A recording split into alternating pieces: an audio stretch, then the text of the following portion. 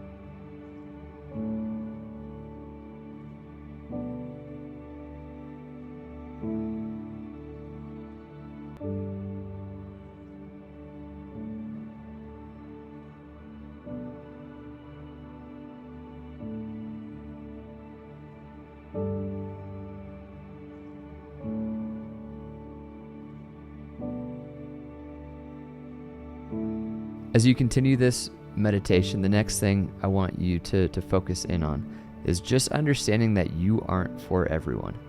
You may want to be.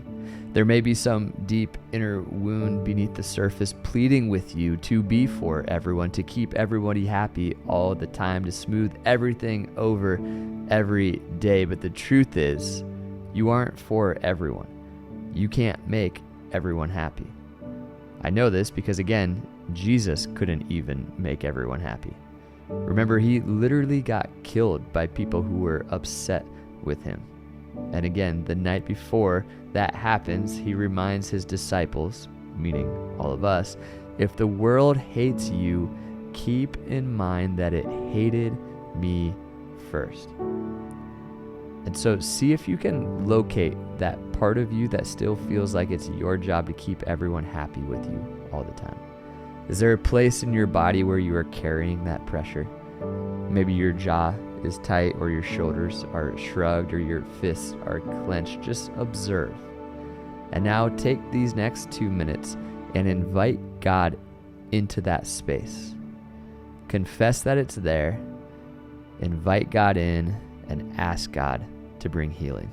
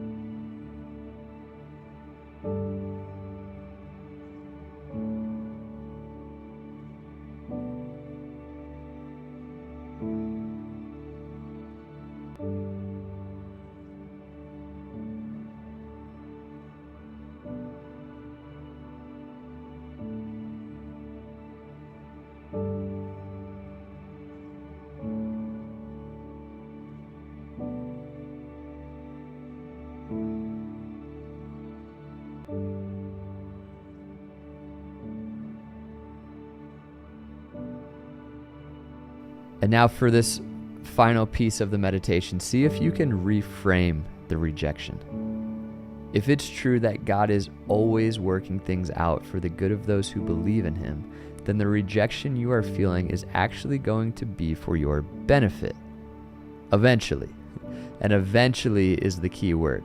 I'm sure it doesn't feel that way right now, and it may not feel that way for a while, but this rejection is actually something you can learn to be grateful for. And so, to end our time, take 2 more minutes and practice being grateful for this rejection.